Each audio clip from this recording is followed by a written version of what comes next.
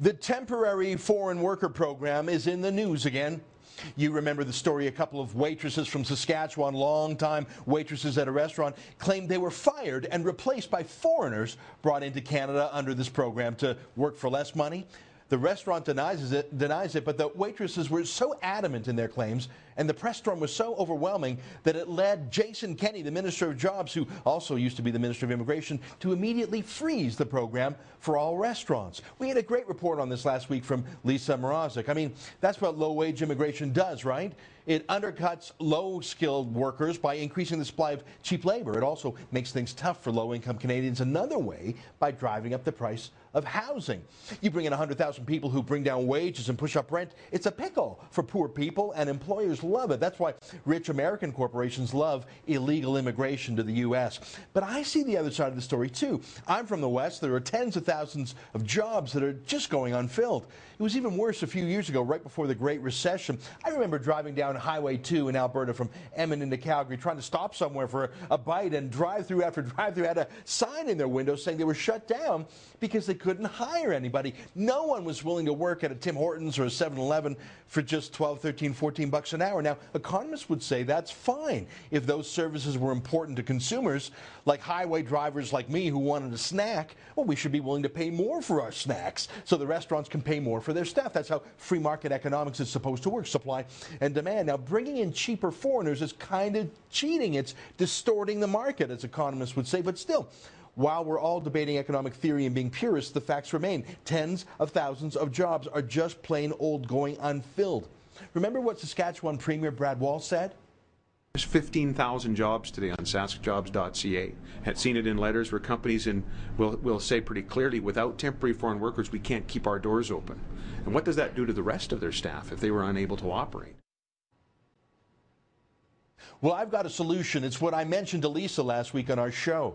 I happen to know where tens of thousands of bright, young, loyal Canadian citizens are between the ages of 18 and 22, just perfect candidates for so many entry-level jobs. And the answer is they're in the subsidized adult daycare centers that we usually call by a different name.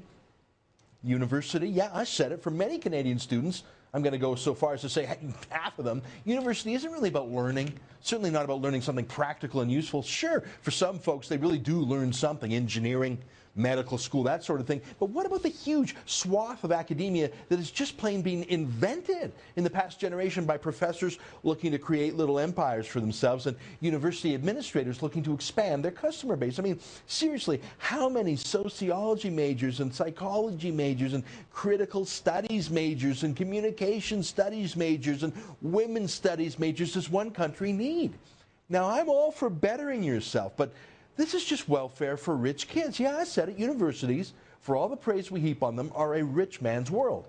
Sure, there are some kids who move up the ladder through university. That's the archetype we all love, but it's not the reality in the main. Odds are, if you're at a university, you're already from a well-to-do family. It's not necessarily part of your social mobility moving up. And that's what makes the massive government subsidy to universities so bloody unfair. Why should Joe Lunchbucket, working for 20 bucks an hour on the assembly line, pay taxes so that his boss's kid has a cheap university education in Latin American poetry? It's a subsidy to the rich, just like arts funding to the ballet or symphony is. It's the middle class paying for the stuff that snobs can afford on their own. That's my first point. And you can see how it relates to temporary foreign workers. I mean, we are pouring billions of dollars a year into taking young workers out of the workforce to study fake fields of study. We're subsidizing them to be idle. It's a welfare trap, really. We are paying them not to work and not to do anything useful. Why would a young, snobby Canadian student, age 20, lower themselves to work in construction or retail for 10 or 12 or 15 bucks an hour when they could hang out and party each week with a bunch of fun, hip other kids? I mean, it's like a 4-year summer camp. Most of these kids wouldn't pay the full freight of a sociology degree if they had to. It wouldn't be worth it to them or their parents. It's really just a new form of daycare for failure to launch 18 to 22-year-olds. In fact, the average undergrad in Canada takes 5 years to do a 4-year program. Of course. I mean, who would rather work than party for another year? That's why we have to import foreign workers, because our government is paying young, upper middle class kids not to work and not to study anything economically useful, by the way. Math, science, physics, computer engineering, architecture, go for it. But most kids don't. They go to softer studies, which 50 years ago we called hobbies. And here's my best argument. Even if you aren't offended by the working class subsidizing the rich kids, even if you aren't worried about extending childhood well into our kids' late 20s, even if you aren't disgusted by what passes for academics these days, here's the point.